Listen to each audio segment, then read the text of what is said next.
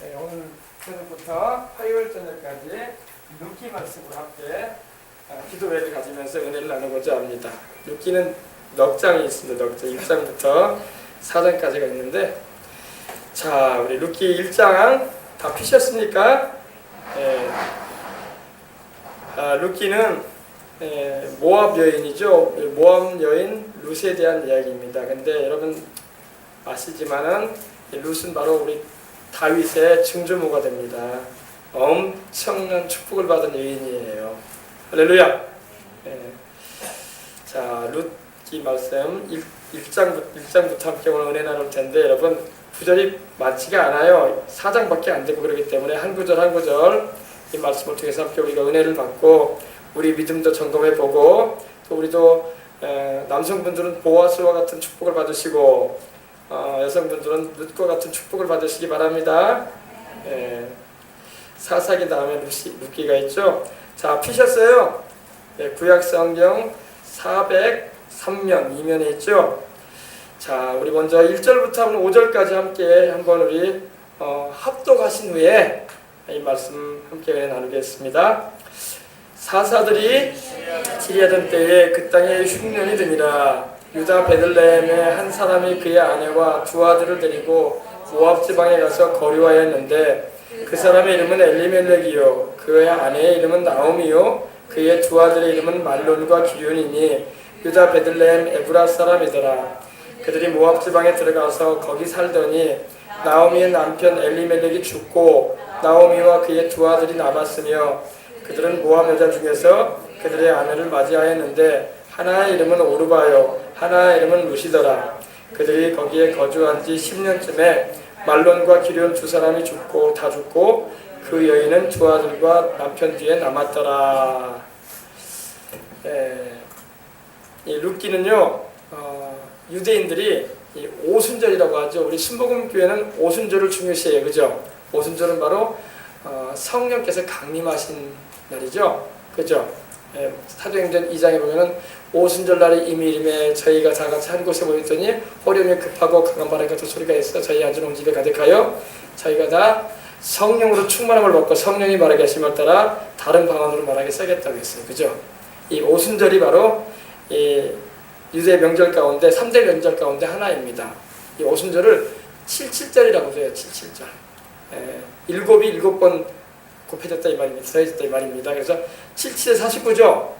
그래서 우리 예수님께서 죽으시고 부활하신 후에 부활 승천하시고 열흘 때 되던 날이 오순절입니다. 이날은 바로 보리를 추수하는 날이에요. 보리백, 그래서 맥추감사절이라는 그런 표현도 하죠. 보리를 추수해가지고 하나님께 먼저 드리는 날이에요. 첫 열매를, 그게 바로 이 오순절인데, 이 룻기는 바로 이 유대인들이 이 오순절 명절 때에 읽혀지던 말씀이었어요. 근데 여러분, 성경 말씀은 거짓이 없습니다. 우리 순복음 성도들은요, 이 성경 말씀을 대할 때에 조금도 우리가 성경에는 오류가 없다는 것을 알아야 돼요. 뭐 장로교는 뭐라고 하든지 간에 우리는 누가 뭐라고 해도 창세기로부터 요한계시록까지의 말씀은 전혀 오류가 없고 정확한 하나님의 말씀이다, 이렇게 고백을 합니다. 그래서 우리 목사 안수를 받을 때도 그래요. 먼저 그런 신앙 고백을 먼저 받습니다.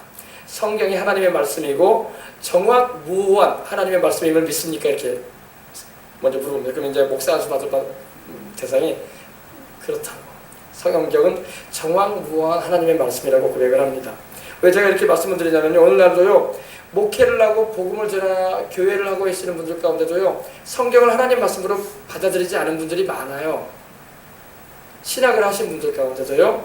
더군다나 우리 교단에는 좀 그런 분들이 없을 텐데 다른 교단에는 그런 분들이 계십니다. 그래서 제가 전주에 모 교회에 갔는데 거기는 기장측 교단인데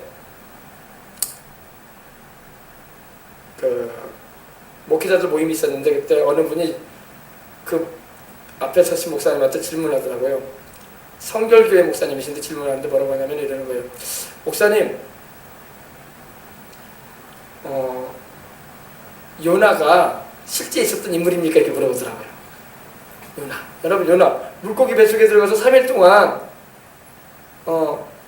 이따가 나온 사람이 요나 아닙니까? 그죠? 정말로 그랬을까요? 아니면은 그냥 재미있게 만들어낸 이야기일까요?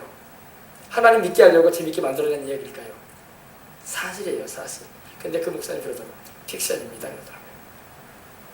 그 앞에 있는 목사님이 그 대답을 하시면 돼요. 성경은 픽션이 아닙니다. 성경은 사실이에요. 네. 그래서 제가 그 뒤에 제가 앉았었어요.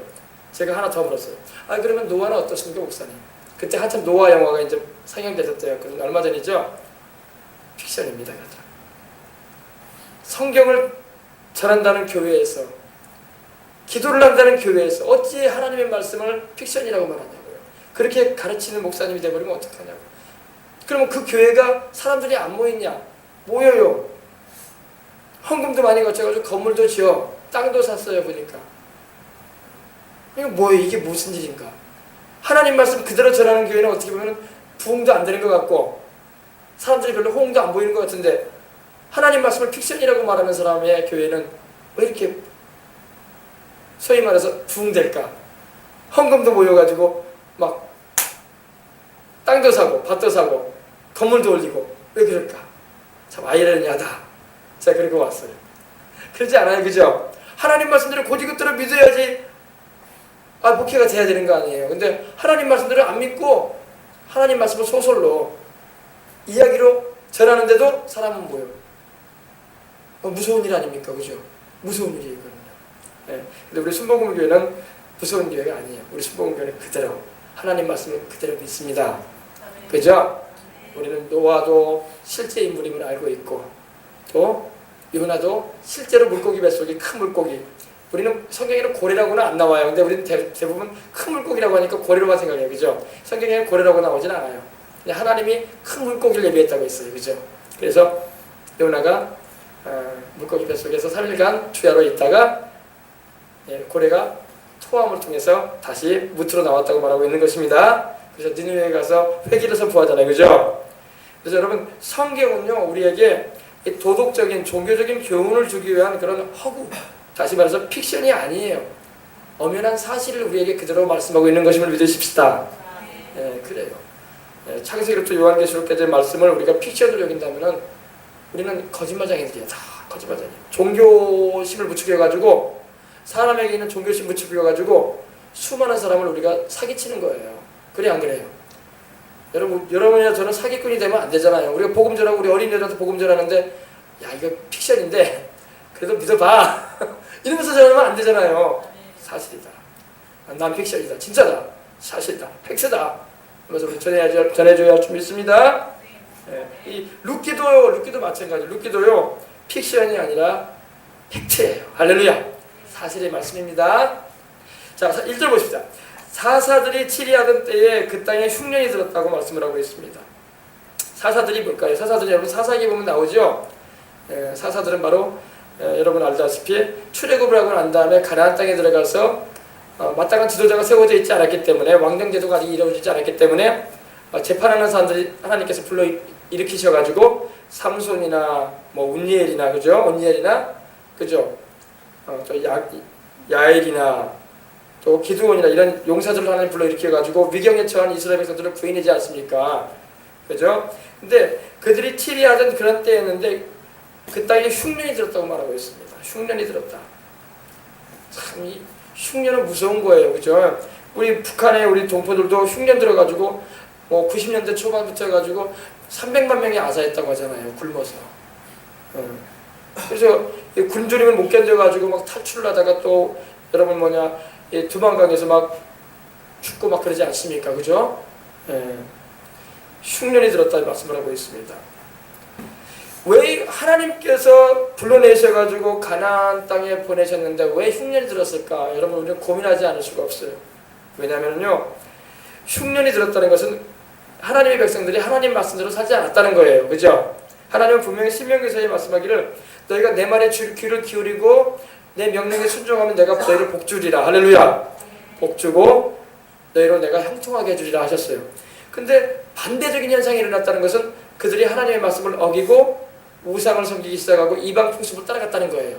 그러니까 하나님께서 그들에게 복을 내릴 수가 없으셨기 때문에 흉년으로서 그들을 경고하시고 징계하신 걸 믿으시기 바랍니다.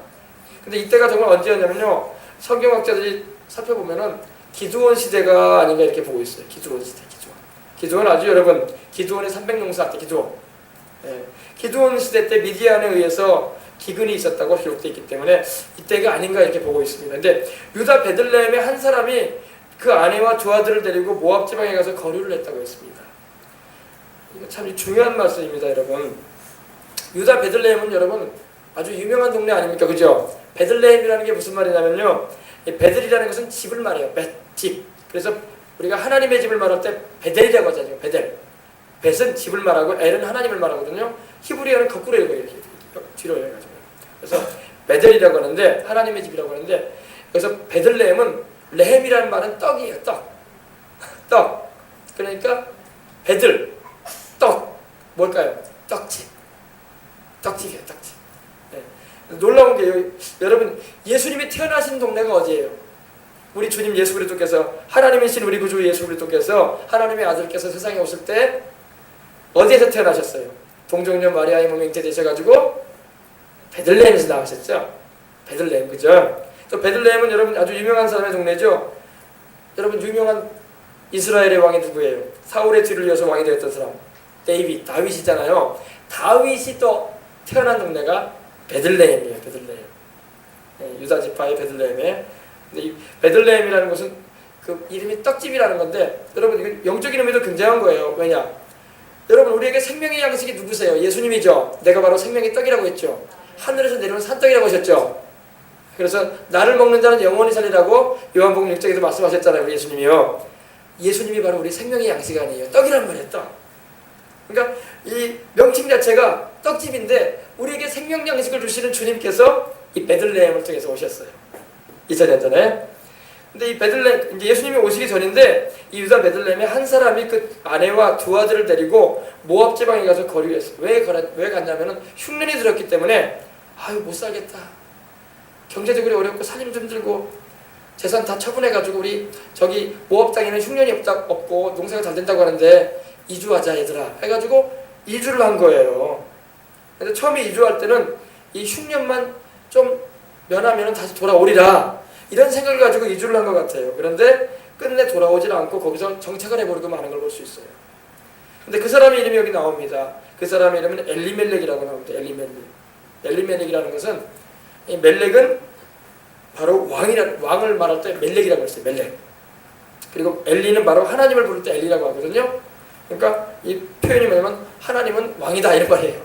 그러니까 벌써 이름 자체가 하나님은 왕이다고 표현한 거 보면 신앙이 좋은 집안에서 태어난 거예요. 그죠? 그 아버지가 누군지는 모르겠지만은 아들 이름을 잘 지어줬어요. 하나님은 왕이다.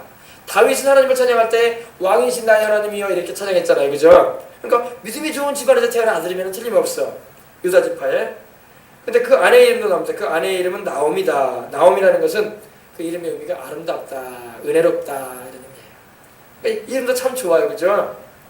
근데 이들이 결혼을 해가지고 아들을 낳았는데, 아들을 둘 낳았는데 말론과 기론이라고 이렇게 나옵니다.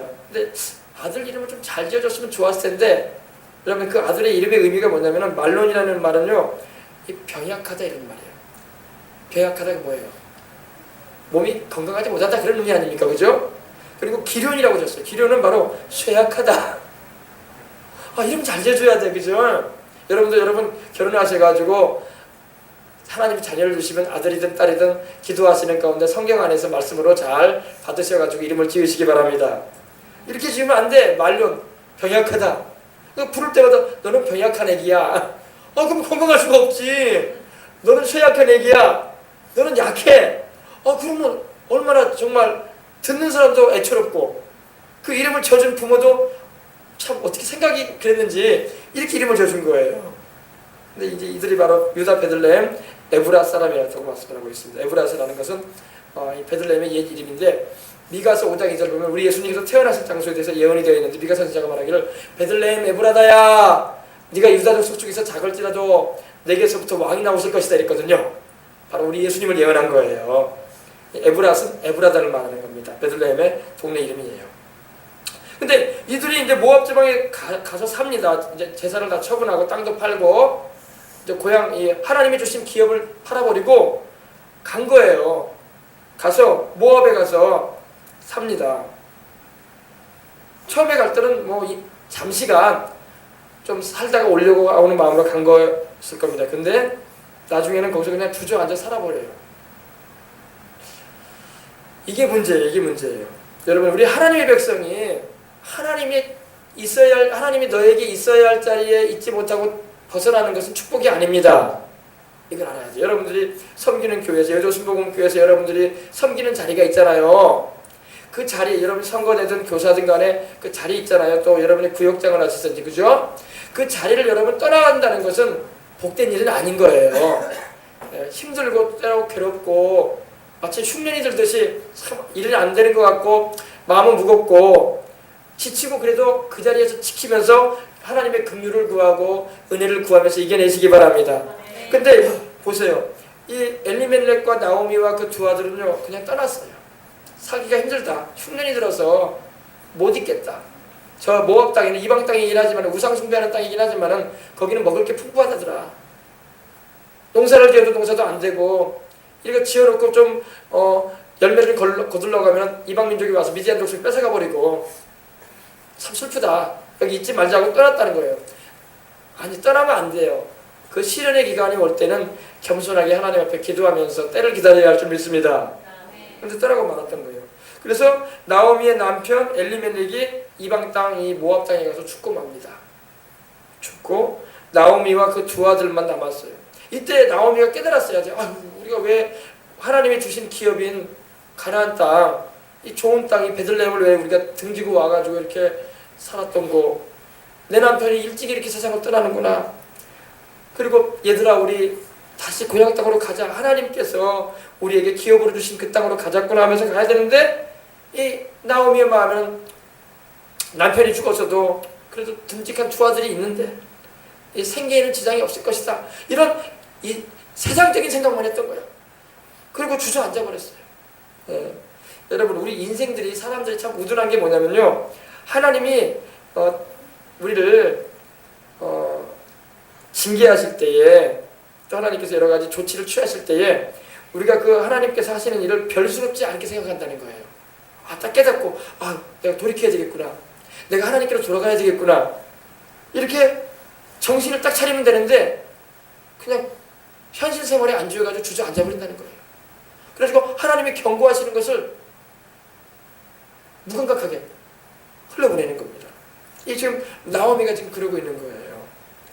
4절 보십시다. 그들은 모압 여자 중에서 그들의 아내를 맞이했는데 말론과 기류를 말하죠.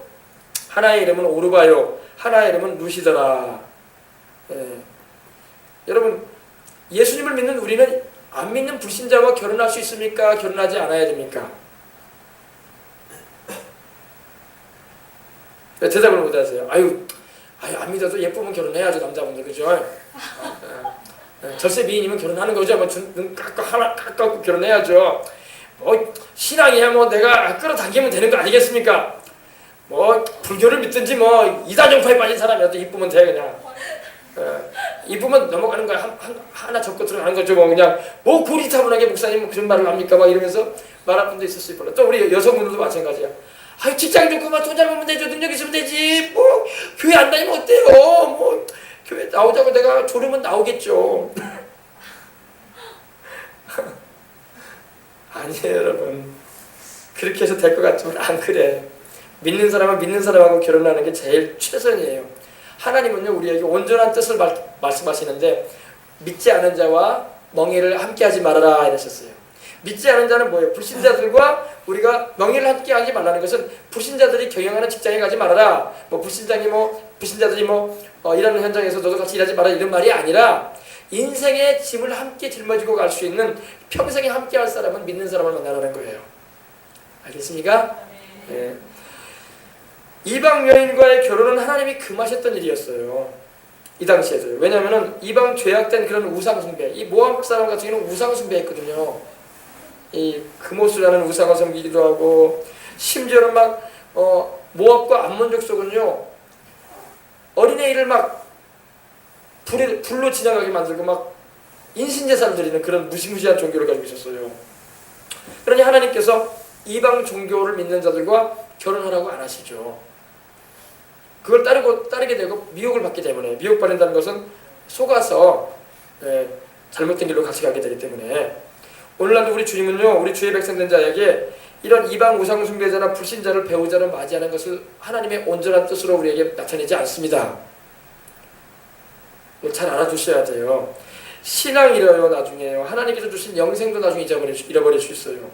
죄악이 빠지고 맙니다. 나는 신앙이 좋고 기도를 많이 하니까 괜찮다고 하는 사람도 있어요. 아니에요. 교만하지 마세요. 그렇지 않아요. 특별히 우리 남성분들, 내가 믿음이 좋으니까 끌어당기면 됩니다.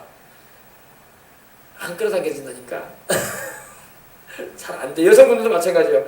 내가 성령 충만하고요, 날마다 1시간 이상씩 기도하니까 충분히 그 남자 교회로 데려갈 수 있어요, 목사님. 안 그래요. 그렇지 않아요. 힘듭니다. 여자들이 벽인모를 송사라고 하죠. 잠자리에서 자꾸 우리 내일 놀러 가야 돼요. 이 피서철에 무슨 교회야, 무슨 전도여행이야, 그런 거 얘기하지 마요. 우리 지금 우리 앞집, 옆집, 뒷집 지금 동해로 떠났어. 그래서 막 자꾸 벽인모를 송사해봐. 그럼 남자들이 괴로워요. 삼손이, 여러분, 드릴라가 삼손을 막 들들 볶잖아요. 삼손이 하나님 기름 부으신 사사 아닙니까? 그죠? 하나님이 나세인으로 세우신 축복된 사람이었다고. 드릴라가 자꾸 들들 볶았어요. 그러니까 나중에 삼손이 실토해버리잖아요. 내 머리 잘라라. 거기서 능력이 나온다. 나는 한 번도 머리 잘라본 적이 없다. 그래서 왜냐면 드릴라가 자꾸 괴롭게 하니까. 남자들이 그래요. 여자가요, 배우자를 맞이한 여자가 예수님도 안 믿고 그런 불신앙의 사람이면요, 자꾸 옆에서 막 들들 볶는단 말이에요. 교회 가지 말자고, 지난번에 가지 않았냐고, 나도 한번 가졌으니까 당신도 이번 주 일요일 날에는 함께 어디 가야 되지 않냐고 막 이렇게 한단 말이에요. 그러면 남자들이 강한 것 같아져요. 알았어. 그럼 내일만 그렇게 하세요. 다음 주에는 교회 가세요. 그럼 다음 주에 또 그렇지 않아요? 지난번에 여기 갔으니 이번에 여기 가야 된다고 하면서 막 졸라댄단 말입니다. 그러면 남자들이 막 이끌린단 말이에요. 여자들도 마찬가지예요. 막 남자들이 막 화를 버럭내고 막 결혼하기 전에는 막 나 교회 가겠다고. 그때는 막 콩깍지가 씌었으니까. 그래가지고 막 당신이 가자고 하면 내가 가겠으니까 나랑 결혼만 해달라고 막 그러면서 하지만은 결혼하고 나면 마음이 싹 바뀌어. 나는 이제 바쁘니까 자네나 갔다 오고 나보러 교회 가자는 말 좀 하지 말라고. 막 그렇게 말이 나온단 말입니다. 그러면 막 눈물만 많이 나오는 게 여자들. 눈물만. 약속을 해놓고 안 간다고. 바쁜데 어떻게 가냐고. 바쁜데 지금 지금 회사 일 바쁘고 말이야. 지금 눈코 뜰 새가 없어 지금.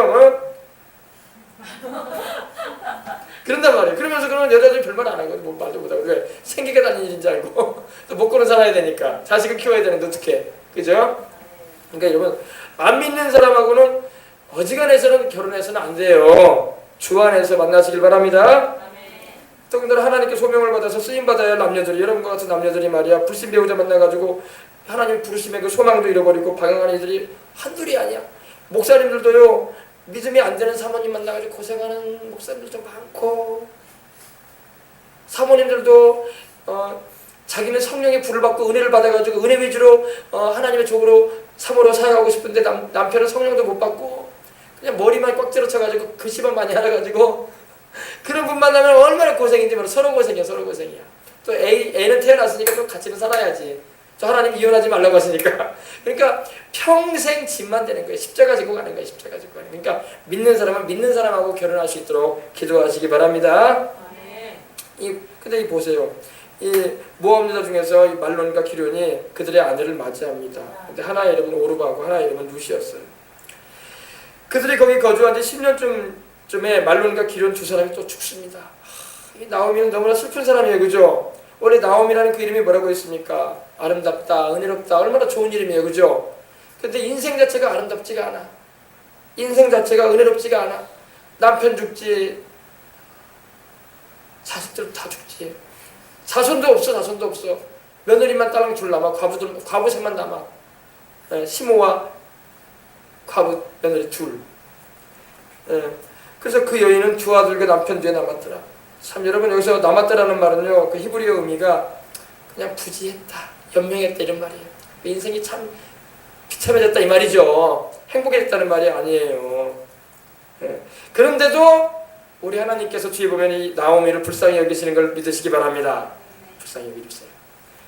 약속이, 여러분 여기서 말론과 기르온 두 아들이 죽기까지 한 것은요, 여러분 이들의 이 인생을 한번 보세요. 하나님의 약속의 기업을 떠났잖아요. 그죠? 하나님이 주신 땅 떠나버리고 흉년이 임한다고 못 견디고 떠나고, 또 더군다나 하나님이 하지 말라고 한 이방 여인과 자식들을 결혼시켰어요. 하나님의 뜻이 아닌서 벗어나 버리니까 인생 자체가 비참해져 버리고 마는 거예요. 네. 여러분 얼마나 슬픔이 왔겠습니까? 그죠? 나오미는 남편이 있었고 아들들이 있었고 또 믿음도 좋았던 여인이면 틀림없어요. 또 하나님의 보호하심도 경험하고 또 즐거움이라는 그 삶도 알았는데 이 모든 걸 다 잃어버렸던 거예요. 그 여인이 모압 지방에서 여호와께서 야훼께서 자기 백성을 돌보시사 그들에게 양식을 주셨다 하면 들었다고 말씀을 하고 있습니다. 하나님께서 흉년을 내리시더라도 그 백성이 회개하고 돌이키면 흉년을 대해 주십니다. 여러분 이걸 알아야 돼요. 이스라엘 백성들 사사기를 읽어보면요, 이스라엘 백성들이 하나님께 범죄할 때 하나님께서 매를 들어 때리셨어요. 이방 민족을 쓰셔가지고 이스라엘 백성들을 좀 괴롭게 하셨어요. 근데 이스라엘 백성들이 그 괴롭힘을 당하면서 하나님께 돌아와 회개를 합니다. 하나님 용서해 주시라고, 우리가 잘못했다고. 그러면 하나님이 바로 그걸 제해 주세요. 그래서 다시금 살게 해주십니다. 그런데 이스라엘 백성들이 자꾸 이걸 반복했어요. 또 죄를 짓고 또 우상 숭배하고 그랬어요. 그로 인해서 하나님께서 이 사사들을 보내가지고 살리시는데, 이때도 보니까 야훼께서 자기 백성을 돌보셨다고 했어요. 돌보셨다는 것은 형편을 살펴주셨다는 거예요. 하나님은 우리의 형편을 아십니다. 우리의 처지를 알아요.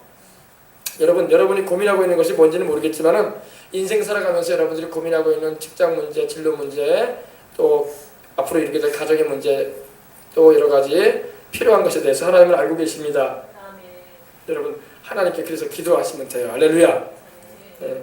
하나님이 돌보셨다는 것은 형편을 하나님 살펴주셨다는 거예요. 또 하나님께서 그 의미가 뭐냐면 방문해 주셔서 그들을 돌아봐 주셨다는 것입니다.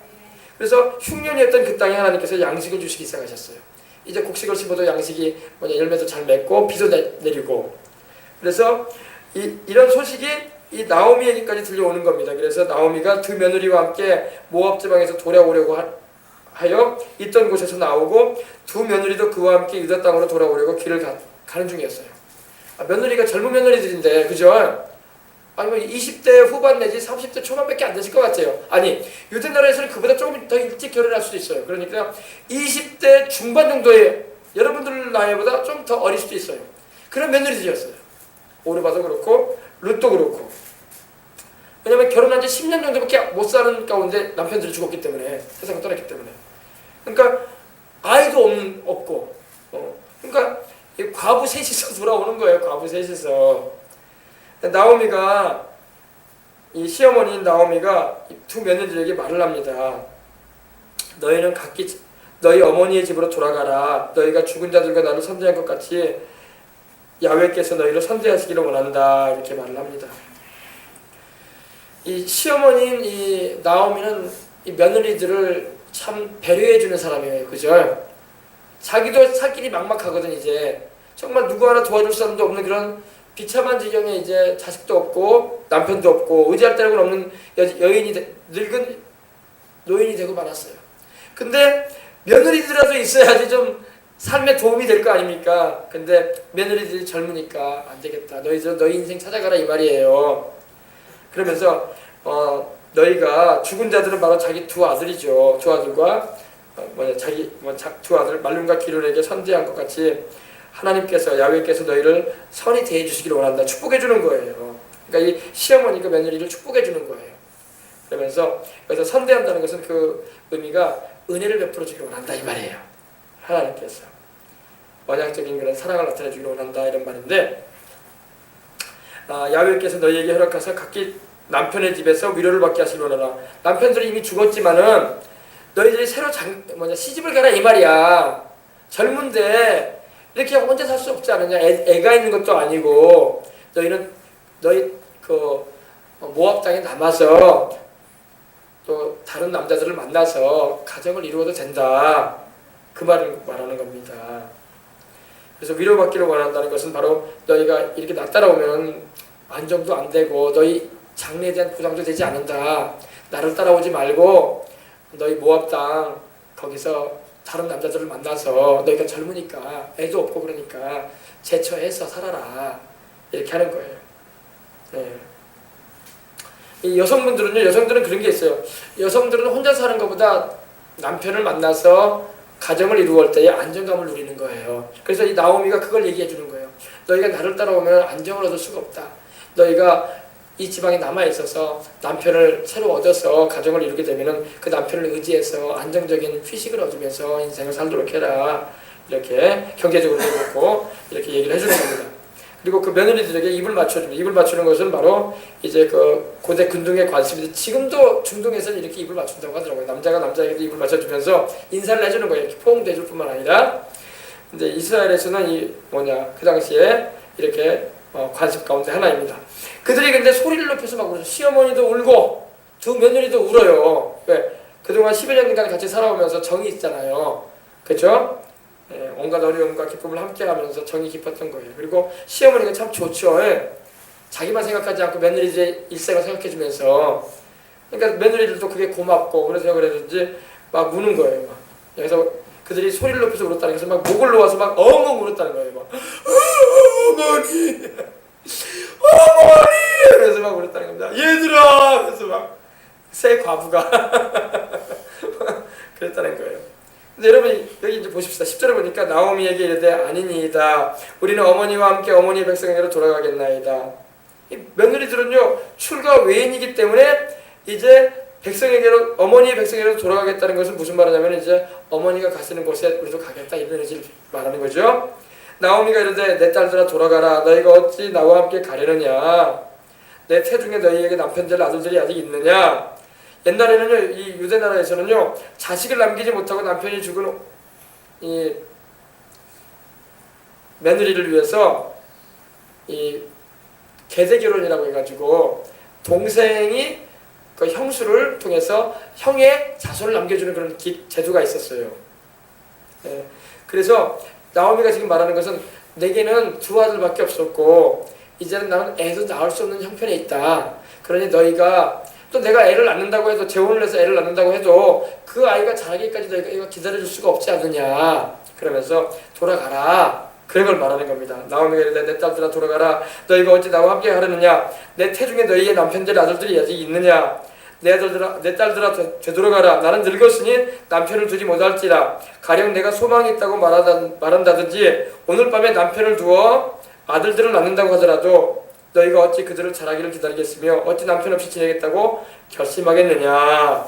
그래서 이제 돌아가라 이렇게 말을 해주는 겁니다. 그래서 내 딸들아 그렇지 아니하니라. 야훼의 손이 나를 치셨으므로. 나오미는 알았어요. 나오미는요 이렇게 남편이 죽고 두 아들이 죽은 것도 다 내 잘못이다 이렇게 하나님 앞에서 회개하는 겁니다. 하나님의 손이 나를 치셨으므로 나는 너희로 말미암아 더욱 마음이 아프다. 그래서 너희들까지도 이렇게 과부를 만들어버리지 않았느냐. 예, 나오미는 하나님의 뜻에 따라 살지 못했다는 것을 알았어요. 그래서 하나님의 징계의 매를 맞았다는 것을 고백을 합니다. 여러분 죄를 깨닫는 것도 은혜인 줄 믿습니다. 뒤늦게라도 여러분 죄를 깨달으면요 하나님이 그 사람을 회개케 하셔서 용서하십니다. 그리고 회복시켜 주셔요. 화를 변해서 복이 되게 해주시는 분입니다. 이걸 알아야 돼요. 또 여러분 우리 하나님의 성품은요 여러분 하박국서 3장 2절에 유명한 말씀 있죠. 진노 중에도 긍휼을 잊지 아니하시는 하나님이야. 하나님이요 우리가 죄를 범하고 하나님께 불순하게 행할 때요 하나님이 진노하신단 말입니다. 그런데 우리가 하나님께 그 죄에 대해서 회개하고 돌이킬 때 하나님은 우리를 불쌍히 여겨주십니다. 하나님은 진노 중에도 긍휼을 잊지 아니하신다. 이 긍휼이라는 말은요 히브리어로 라함이라고 그래요. 라함이라고 하는데 우리 여성들은 아이를 가지면 자궁이 아이를 감싸지 않습니까? 그죠? 아이를 가지면 여성들은 자궁에 아이가 들어서면은 자궁이 아이를 이렇게 감싸줍니다. 보호해줘요. 우리 남자분들도 다 어머니 그 자궁 안에서 있다 나왔잖아요. 그죠? 우리를 어머니의 배가 우리를 보호해줬단 말입니다. 이 어머니의 그 자궁을 말할 때 라함이라고 그래요. 이게 바로 긍휼이에요. 하나님께서 우리 여성분들 아이가 있으면 아이를 보호하잖아요. 그죠? 생명을 보호하잖아요. 하나님이 바로 그런 뜨거운 사랑을 가지고 우리를 사랑하신다는 겁니다. 그렇게 우리를 긍휼히 여긴다는 거예요. 우리 하나님은 은혜로우시고 자비로우시고 노하기를 더디하시고 인자가 많으시고 긍휼히 여기시는 하나님이에요. 예. 근데 이 나오미가 이렇게 고백을 합니다. 나를 따라오게 되면 너희는 평생 과부가 돼야 된다. 그리고 내가 너희를 위해서 남편 될 아이를 낳을 수 있는 형편도 아니다. 그리고 너희가 기다릴 수도 없지 않느냐. 그러니 나 따라오지 말고 너희들 본토 모압 땅에 있어서 살아라. 이렇게 했던 것입니다. 그러니까 14절에 보니까 그들이 막 소리를 높여서 다시 울어요. 어머니! 그래서 울어요. 울어요. 그러니까 근데 그렇게 울어놓고 오르바라는 큰 며느리는 돌아가 버려. 울었으면 돌아가지 말아야지. 끝까지 울질 말든가. 어머니! 놓고 가겠습니다. 이게 문제야. 어머니 그랬으면 가지 말아야지. 그래 안 그래요? 여러분 이 오르바는요, 여기서 나오는 이 오르바는 이제 더 이상 안 나와. 오르바는 여러분 참 빛을 보았다가 어둠으로 미끄러져 내려간 여인이 되고 말아요. 왜? 하나님을 아는 놀라운 은혜를 입을 수 있는 여인이었는데 등을 돌렸어요. 자기 살 길 찾아갔어요. 어떻게 보면 여러분 룻이 미련해 보여. 그죠? 어떻게 그 과부, 자기도 과부가 되고 자기 시어머니도 과부인데 희망이 보이지 않는 그런 이방 땅으로 왜 가냐고. 차라리 내 고향 땅, 내 부모 형제가 있는 모압 땅에서 살고 좋은 남자 만나가지고 제처해가지고 살지. 누가 똑똑해 보여요? 오르바가 똑똑해 보이잖아요. 룻이 미련해 보이잖아요. 그죠? 그래 안 그래요? 그러나 여러분 하나님은 룻을 축복하셨어요. 여러분 예수님 믿는 우리가요, 안 믿는 사람보다 미련하게 행동하는 것 같아. 휴가 때 놀러도 안 가고 전도하러 간다고 어문 데로 가 있지 않나? 이렇게 와 있지 않나? 다른 사람들 피서 간다고 막 산으로 둘러 돌아다니는데 그거 뭐 한다고 그냥 교회 와가지고 그냥 애들하고 놀아준다고 와 있고. 어리석어 보여. 미련해 보여요. 그죠? 근데 여러분 그게 미련한 게 아니에요. 그게 하나님이 여러분을 사랑하시고 축복할 수 있는 통로가 열리는 거야. 믿으시길 주의 이름으로 축원합니다. 여러분 세상 사람은 오르바와 같아요. 아주 머리가 회전이 빨라. 그래서 나한테 이해상관을 딱 따져가면서 좋은 쪽으로 딱 틱해요. 근데 룻은 그러지 않아. 룻은 그렇잖아. 우리 예수님 믿는 사람 룻과 같이 그러지 않아. 우리는 하나님 말씀대로 살리라. 그죠? 바로 그거예요. 오르바는 그 시어머니에게 입맞췄어. 입맞췄다는 게 뭡니까? 어머니 이만 저는 가겠습니다. 나를 기다리는 모압 땅으로, 또 나를 기다려줄 그 남자에게 가겠습니다 하면서 떠난 거예요. 근데 여러분 이 이별의 입맞춤은 영원한 하나님의 축복을 놓쳐버리는 입맞춤이 되고 마는 거예요. 오르바는 천국에 못 들어가고 맙니다. 룻은 천국에 들어간 걸 믿으시기 바랍니다. 그러니까 성경에 기록되어 있지. 성경에 이름이 기록됐다는 것은 생명책의 이름이 기록되는 거예요. 할렐루야. 오르바는 마태복음에도 안 나와. 그죠? 오르바는 믿음의 조상의 반열에도 들어가 있지 않아. 그죠? 룻은 다윗의 중조모로 들어가 있고 우리 주 예수님의 육신의 조상으로 들어가 있어요. 이방 여인인데도. 할렐루야.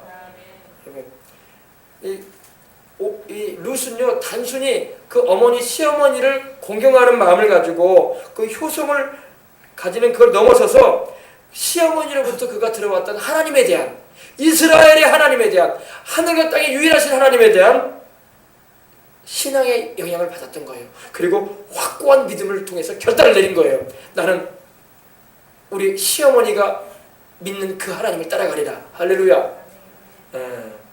그래서 룻은 그를 붙여쳤다고 했어요. 바로 나오미를 붙여쳤다는 것은 굳게 잡고 늘어졌다는 것입니다. 뗄래야 뗄 수 없는 친밀한 관계처럼 바짝 붙어가지고 어머니를 따라갔다는 거예요. 어머니가 너도 결단해서 네 고향 땅으로 가고 네 부모 형제 친척 있는 데로 가고 네 장래에 좋을 길로 가라. 이렇게 시험을 해줬던 거예요. 어떻게 보면 이것이 하나님이 나오미를 통해서 룻을 시험한 거예요. 그때 룻은 결단을 했어. 나는 하나님 따라가리라. 할렐루야. 그래서 룻이 어마어마한 축복을 받은 걸 믿으시기 바랍니다. 여러분도 그걸 결단을 잘해야 돼요. 내가 세상 살면서 좀 안 믿는 사람들에 비해서 머리 회전이 미련해 보이고 여러 가지 둔한 것 같고 또 고지식한 모습을 가진 것 같지만은 하나님 말씀대로 살아가는 것이 지혜예요. 할렐루야. 모든 일을 섭리하시는 분이 하나님임을 우리가 알고 있다면은 그 하나님을 따라가야지. 내 인생도 하나님이 주관하시는데 할렐루야. 예. 처음에는 하나님 따라가는 것이 미련해 보이고 딸을 당하는 것 같고 참 비웃음거리가 되는 것 같고 세상 물정도 모르는 바보같이 여겨지는 그런 취급을 받을 수가 있어요. 그러나 하나님 말씀대로 사시길 바랍니다. 하나님이 그 사람의 인생을 책임져서요. 믿으시기 바랍니다. 나오미가 또 이르되 보라 내 동서는 그의 백성과 그의 신들에게로 돌아갔다. 보세요. 표현 보세요. 나오미가 또 이르되 보라 루사 네 동서 네 큰 동서는 그의 백성에게 돌아갔을 뿐만 아니라 그의 신들에게 돌아갔다. 그의 신이 누구예요? 이 모압의 신 우상을 말해요. 우상. 하나님께로 올 수 있었는데 우상에게로 돌아가 버렸다는 겁니다. 그러니 여러분 하나님께로 왔다면 영생도 없고 천국에도 들어갈 텐데 하나님을 등져버렸으니 영생도 잃어버리고 또 우리 주님 메시아의 족보에도 올라가지 못하고 그죠? 예. 너도 너의 동서를 따라 돌아가라. 한 번 더 시험합니다. 너도 돌아가라. 네 큰 동서처럼 돌아가라. 너도 이렇게 말합니다. 결단을 요구하는 거예요. 하나님을 따를 것이냐? 손해를 보고 불편하고 고생이 되고 남은 인생에 별다른 보장이 희망이 안 보인다고 해도 나는 하나님 따라가리라 할 거냐? 하나님이 오늘 우리에게도 말씀하세요. 여러분 우리가 하나님을 따를 때 하나님은요 우리에게 확실한 보장의 말씀을 주실 때도 있지만은 그런 메시지가 없을 때도 있어. 그래서 우리로 하여금 믿음으로 행하라고 하시오. 할렐루야. 근데 대부분의 사람이요 여기서 많이 흔들려. 여기서 많이 흔들려가지고 믿음으로 행하지 못해. 환경 바라보고 사람 바라보고 아유 안 믿는 사람들 저렇게 확실한 희망이 보이고 살 길이 열리는 쪽으로 가는데 나는 왜 이렇게 주저하고 있는 거지? 이런 고민이 나고 있고 그렇잖아요. 하나님 말씀대로 사시길 바랍니다. 나오미는 루스의 태도가 단순히 그 시어머니에 대한 애정 때문인지 아니면은 이것을 넘어서는 이스라엘의 하나님 하늘과 땅의 유일하신 하나님 그 하나님에 대한 신앙 때문인지 시험을 다시 한번 해보는 거예요. 그때 루시 결단을 내리는 겁니다. 루시 이르되 여러분 16절은요 여러분 출처로오시면 참 좋은 말씀이에요.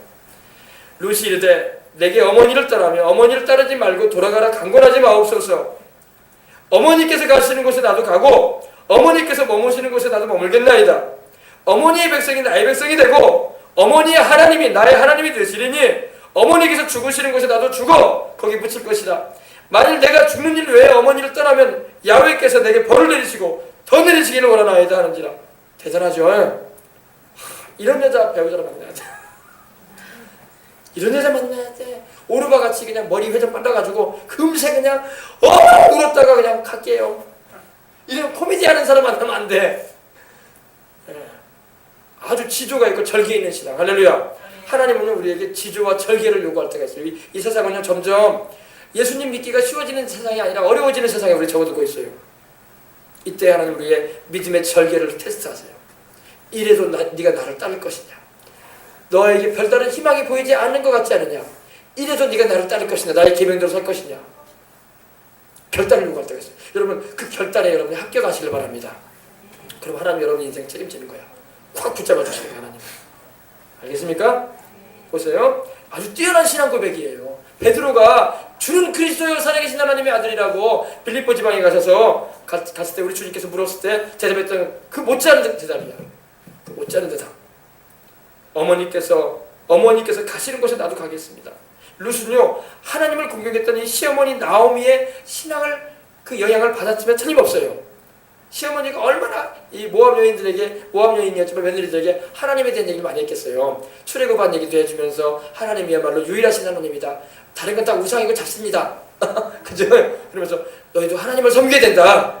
근데 이 오르바도 그 얘기를 들었을 텐데 오르바는 돌아갔어. 그래도 우리가 여러분 전도하고 복음 전해도요 회개하고 주님께로 돌아와서 끝까지 주님을 따르는 사람이 있는가 하면은 등지고 떠나가는 사람도 있는 거예요. 그죠? 안타깝지만 그죠? 오르바 같은 인생 되면 안 돼요. 여러분과 저는 오르바 같은 인생 되지 마십시다.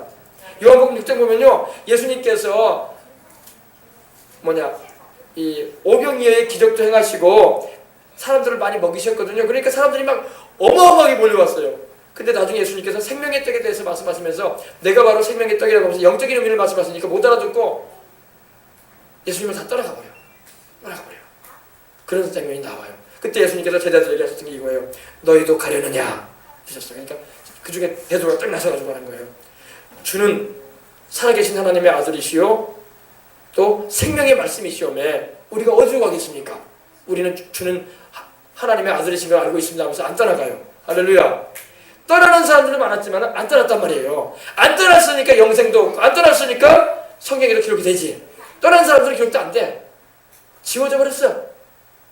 그들이 어디 갔겠어요? 천국에 못 갔지. 잘 기억하시기 바랍니다. 어머니께서 머무시는 곳에 나도 머물겠나이다. 이 룻은요 아브라함처럼 큰 결단을 한 거예요. 아브라함이 갈 때 우리 하나님 불러내셨잖아요. 너의 본토, 친척, 아비 집을 떠나 내가 내게 지시할 곳으로 가라 그랬죠. 그때 아브라함이 그 말씀 듣고 순종했죠. 출발했잖아요. 룻도 아브라함처럼 결단을 한 거예요. 본토, 고향, 친척, 아버지 집 다 떠났어요. 그리고 시어머니 따라서 하나님 섬기겠다고 간 거예요.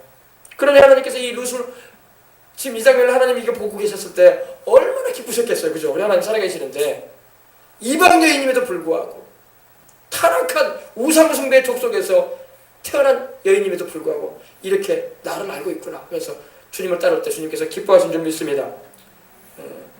여러분 우리나라도 그래요. 우리나라도 불과 150년 전만 해도 다 우상숭배고 귀신 섬기고 막 그랬던 나라가 우리나라 아닙니까? 그죠?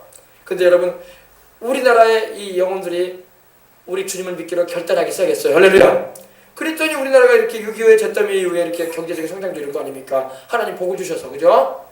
그리고 전 세계에 복음을 전하는 세계선교의 제 두 번째로 큰 일을 감당하고 있지 않습니까? 그죠? 하나님 은혜인 거예요. 그래서 이 결단을 통해서 룻은 심하게 말하면 이 우상숭배함으로 저주받은 이 모압 여인임이었음에도 불구하고 다윗과 그 족보에 오르게 되고 우리 주님 예수 그리스도의 육신의 조상이 되는 어마어마한 복을 받게 돼요. 이 여인이요. 믿으시기 바랍니다. 그래서 이 17절에 보니까 떠나면 야훼께서 내게 벌을 내린다고 했어요. 이 하나님이라는 표현도 안 해. 야훼께서. 왜? 하나님의 이름까지 거론할 정도라면 이 룻이 믿음이 대단한 거야. 그냥 신이라고 말할 텐데 신이란 말하지도 않고 하나님, 야훼. 야훼라는 이름이 뭐예요? 바로 언약의 하나님 아닙니까? 그죠? 스스로 계시는 자. 그죠? 그래서 야훼 하나님의 이름으로 맹세함으로 이미 언약 백성이 되었음을 선언하는 거예요. 이 신앙 고백을 통해서. 이게 룻이 벌써 하나님 백성이 되어 있는 거야 벌써. 이 고백을 통해서. 이방인이었지만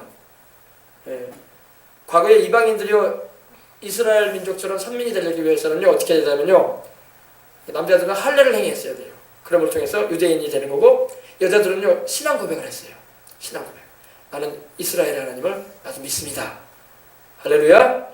그럼을 통해서 하나님의 그 백성 안으로 들어올 수 있었던 겁니다. 근데 룻이 벌써 이렇게 신앙 고백하잖아요. 그러니까 나오미가 룻이 자기와 함께 가기로 굳게 결심함을 보고 그에게 말하기를 그치니라. 이제 더 이상 말 안 해. 쫓겠다는데 따라오겠다는데 그래서 나오미가 룻에 대한 신앙 확인을 끝이 나는 거예요. 하나님께서 나오미를 통해서 룻을 시험해 보신 거예요. 근데 결단하고 갔던 겁니다. 이에 그 두 사람이 베들레헴까지 갔더라. 베들레헴에 이를 때 온 성읍이 그들로 말미암아 떠들며 이르기를 이가 나오미냐 하는지라. 온 성읍이 왜 그랬을까요? 왜냐면 엘리멜렉 집안이요 그 당시에 이 모압으로 가기 전에 상당한 재력이 있는 집안이었으면 틀림없어요. 그리고 유지였던 것 같아요. 그러니까 동네 사람들이 알지. 보통 뭐 유명하지 않은 집안의 사람이면 뭐냐 누구지 이럴 거 아닙니까? 근데 딱 알아보고 아니 그거 아니야 엘리멜렉 집안의 말론과 기론의 아유 어머니 아니야. 한때 우리 10년 전에 우리 함께 살았잖아. 이 지역에 유명했던 분 아니야. 근데 초라한 모습으로 지금 돌아오는 거예요. 그죠? 두 아들도 죽고 남편도 죽고 과부가 된 며느리 하나 데리고 그것도 이방 여인. 그죠? 그러니 나오미가 얼마나 슬픈 인생이야 지금 보면. 그죠?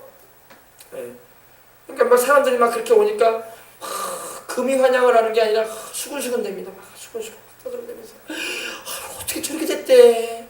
아들들은 다 어디 갔대. 남편은 어디 가고 보따리 하나만 가지고 오네. 그 저 옆에 있는 여자는 누구야? 저 여자는 우리 유대인이 아닌데. 그래서 막 수근수근 아마 떠들썩했으면 틀림없어요. 참 이렇게 극심한 슬픔을 당하고 어려움을 당한 사람을 보고 막 수근거리면 안 돼요. 그죠? 마음이 안타까워해주고 그랬었는데 우리는 그런 경향이 있어. 우리나라 사람들도 그런 경향이 심리가 그런 것 같아. 좀 누가 경쟁자가 좀 못되면 막 그렇게 좋아가지고 그냥 뒷담화를 많이 하는 분들이 있어요. 그러지 말아야 돼, 그죠? 오히려 불쌍히 여겨주고 우리가 기도해줘야 할 줄 믿습니다. 그죠? 안타까워 해주고. 그렇습니다. 이가 나오미가 아니냐 하는지라. 나오미의 모습 보니까 이미 나이가 들어서 늙었죠. 형색도 어려워 보이죠. 나갈 때는 막 이 베들레헴에서 모압 땅으로 갈 때는 막 재산도 처분해가지고 돈도 없어죽하고 재산도 상당히 많은 사람으로서 갔는데 다 잃어버렸어. 다 탕진했어요. 재산도 잃어버리고 남편도 죽고 자식들도 죽고 자손도 없고 이 얼마나 비참해요, 그죠? 그런데 제가 이방 여인 며느리라고 하나 과부 하나 데리고 오고 나오미가 그들에게 이르되 나를 나오미라고 부르지 말아라. 이제 나오미가 슬픔으로 말하는 거예요. 나를 나오미라 부르지 말아라. 나를 마라라고 해라. 마라는 여러분 알죠? 마라의 쓴물이라고 여러분 들어봤죠? 출애굽기 보면 15장에 보면 그죠? 이 마라가 여기서 나오는 말이에요. 거기서 나오는 말이에요. 괴롭다. 쓰다 이 말이에요. 마라의 쓴물이라고 하잖아요. 쓰다. 내 인생이 지금 쓰다. 내 인생이 은혜롭고 사랑스러운 게 아니라 쓰다. 그러니 나를 마라라고 불러라. 전능자가 나를 심히 괴롭게 하셨습니다. 전능자가 누구예요? 하나님이죠. 이 전능자는 바로 엘샤다이예요. 엘샤다이. 이브리어로 엘샤다이. 근데 하나님이 자기를 괴롭게 한 거라고 말하지만은 자기가 죄를 지어서 하나님 앞에서 매를 맞았잖아요. 그죠? 그렇게 표현을 해야 돼요. 내가 잘못해서 하나님께 매를 맞았어. 이렇게 인생이 어려워졌다. 슬픈 일이죠. 근데 여러분 하나님께서는 여러분 우리가 회개하고 돌이킬 때에 그 사람의 인생을 절망으로 끝내지 않습니다. 이제 뒤에 보면 알지만 여러분 나오미가 큰 행복을 얻어요. 그리고 루시 그 며느리인 끝까지 따라왔던 이 루시 이 엘리멜렉의 근족이었던 이 보아스라는 아주 재력 있고 좋은 사람을 만나서 가정을 이루게 되고 거기서 태어난 아이가 오벳이고 오벳이 살몬을 낳고 살몬이 이새를 낳고 이새가 다윗을 낳아요. 할렐루야. 이렇게 계대가 이루어지는 겁니다. 그러니까 우리 하나님께로 돌아오면 하나님이 희망을 베푸십니다. 뭡니까? 슬픔과 괴로움과 모든 절망을 다 제해주시고 축복과 은혜로 하나님이 나타내 주시는 것입니다. 근데 나오미가 고백을 합니다. 내가 풍족하게 나갔더니 보세요. 나오미가요 베들레헴에서 있을 때에 모압으로 가기 전에는요 물질적으로도 풍족했어요. 내가 풍족했다고 합니다. 그리고 남편과 두 아들이 있었으니 얼마나 든든해. 여성으로서 그죠? 듬직한 남편 있지, 돈 많은 남편 있지, 또 두 아들이 있으니 얼마나 듬직하고 좋아. 근데 지금 돌아오는 형색은 다 잃어버린 형색으로 돌아왔다는 겁니다. 내가 풍족하게 나갔더니 야훼께서 내게 비어 돌아오게 하셨느니라. 내가 하나님께 징계를 받아서 이렇게 둘 다 잃고 빈터터리가 돼서 왔다. 야훼께서 나를 징벌하셨고 전능자가 나를 괴롭게 하셨거늘 너희가 어찌 나를 나오미라 부르느냐. 괴롭다. 징벌을 받았다. 징벌이라는 말도요 그 히브리어 의미가 바로 괴롭다 이 말이에요. 괴롭다. 그럼 하나님이 나쁜 분이냐? 하나님 나쁜 분 아닙니다. 왜 대답을 안 하세요? 하나님 좋은 분이에요. 하나님께서 그래도 나오미를 사랑하셔서 이렇게 죄도 깨닫게 하시고 다시금 하나님 품 아닌 유대 베들레헴 고향 땅으로 오게 하신 걸 믿으시기 바랍니다. 여러분 우리가 이걸 알아야 돼요. 약속의 땅이 비록 기근으로 살기 어렵다 하더라도 하나님의 능력을 믿고 그의 자비와 긍휼을 구하면서 살아가야 할 줄 믿습니다. 우리가 처해진 환경이, 우리가 처해진 직장 생활이, 또 내가 처한 이런 상황이 참 비참하고 힘들고 어렵다고 해서 하나님을 등지면 안 돼요. 우리가 그때 내가 더 하나님께 매어 달리고 기도하고 주님을 찾아야 할 줄 믿습니다. 여러분 이걸 알아야 돼요. 하나님께 매를 맞을 때에 하나님께로부터 도망을 치면 안 돼요. 이거 잘 기억해야 돼요. 옛날에 조용기 목사님이 80년대에 설교를 하신 적이 있어요. 이제 제가 그 테이프를 지금도 가지고 있는데 조용기 목사님이 경상도 울주분이잖아요. 울주. 조용기 목사님 고향이 이렇게 돼요. 하도 많이 들어가지고 내가 외워놨어. 경상남도 울주군 삼남면 교동리 31번지야 그분 고향이. 하도 내가 설교를 많이 들어가지고 아예 외워버렸어. 나중에 한번 이제 물어보세요. 조 목사님 만나면 거기 만나고 내가 알아요 그걸. 근데 그분이 어릴 때 형제가 많잖아요. 또 형제분들이 다 목사님 되셨잖아요. 우리 은혜와 진리교회 우리 조용문 목사님도 동생분이시고 또 우리 순복음 신학 학감 되시는 우리 조용사 목사님도 동생분 아니십니까?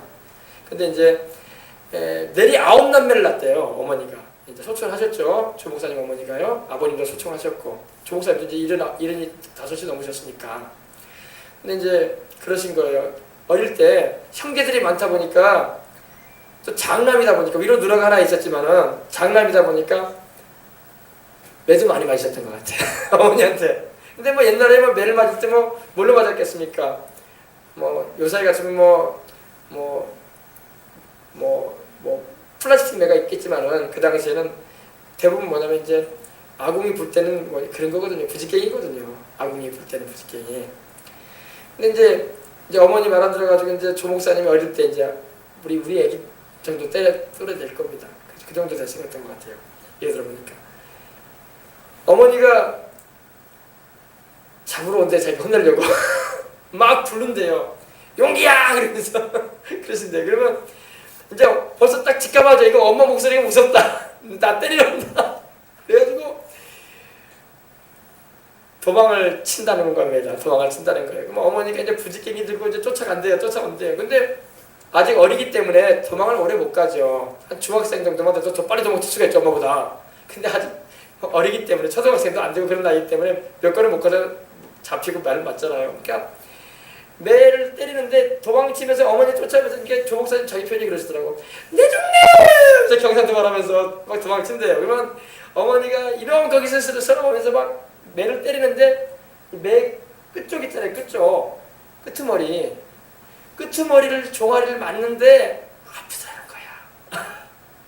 거야. 그러면서 자기가 매를 맞으면서 궁리를 했대요. 어떻게 하면 좀 덜 아플까? 하도 많이 맞아보니까. 그래서 동생들이 많다 보니까 이제 뭐 형이다 보니까 동생들 못 봐가지고 혼나기도 하고 그러잖아요. 매를 들고 때리는데 도망치다가 매 끝에 맞으니까 더 아프다는 거야. 그래가지고 매를 맞을 때 엄마 치마자락을 싹 감싸버렸대. 엄마 다리를 치마를 확 엄마 하면서 그러면서 이제 감쌌는데 그때 엄마가 때리는데 이 매 끝에 안 맞고 중간 정도에 맞더래요. 아프겠어요? 안 아프겠어요? 안 아프지? 지금 때린다고 때리죠. 근데 별로 아프지도 않은데 내 정말 그러면서 막 그러셨다고 하더라고요. 그러니까 그러면서 그 얘기를 하는 거예요. 하나님께 매 맞을 때 도망치지 말라는 거야. 하나님께서 나를 책망하시고 내가 죄를 짓고 범죄했을 때 하나님께서 매를 들어 때릴 때에 하나님께서 도망치지 말라는 거예요. 도망치면 더 아파. 하나님이 우리 못 쫓아올 것 같아요? 전능하신 하나님이 우리 못 쫓아올 것 같아요? 어머니도 자식을 쫓아가서 때리는데 하물며 우리 인생이 하나님을 피할 수 있을 것 같아요? 시편에도 보면 여러분 이렇게 말씀하고 있잖아요. 내가 주의 신을 떠나 어디로 가리이까? 하나님에서 우리 못 도망가요. 여러분 하나님 앞에서 도망치던 사람 하나 있었어. 요나. 하나님이 요나 바다에 빠뜨리잖아요. 하나님 못 쫓아가지 않아. 금방 쫓아갑니다. 하나님. 바로 와요. 우리가 아무리 비행기를 타고 날아가도 하나님 거기 와서 벌써 와 있어 거기에. 우리가 하나님께 매 맞을 때 하나님을 감싸고 돌아야 돼요. 여러분 이거 인생 살 때 여러분 꼭 잊지 마세요. 여러분 하나님 좋은 분이에요. 조 목사님이 그러는 거예요. 자기 어머니가 자기를 때리는데 도망치면서 맞으면 더 아프다라는 거야. 그러니까 아예 엄마 치맛자락을 감싸고 안아버렸다는 거야. 그러니까 맞을 때 매 이 끄트머리 안 맞고 이 중간 때 맞으니까 자기 표현이 그랬더라고. 간질간질하더라. 그런데도 아프다고 죽는다고 막 그렇게 소리를 내고 막 그러면요 엄마가 몇 대 때리다 안 돼요. 근데 도망치다가 맞으면요 계속 맞는다는 거야. 도망치다 맞으면 엄마가 감정이 있어서 더 때린단 말이야. 너 가기설하니까 왜 안 쓰고 도망치냐는 거죠. 근데 도망치지 말고 하나님을 감싸버리라는 말이에요. 그럼 하나님이 사랑하시기 때문에 몇 대 때리다 만난 말이야. 혼은 내더라도 좀 덜은 낸단 말이에요. 알겠어요? 여러분도 나중에 부모가 돼봐요. 부모가 되면 알아요. 여러분이 결혼해서 아버지가 되고 어머니가 되면은요, 지금 제가 여러분에게 드리는 말이 무슨 의미인지 알아요. 자식이 부모를 거역하고 불순종하고 반항을 하면은요, 부모가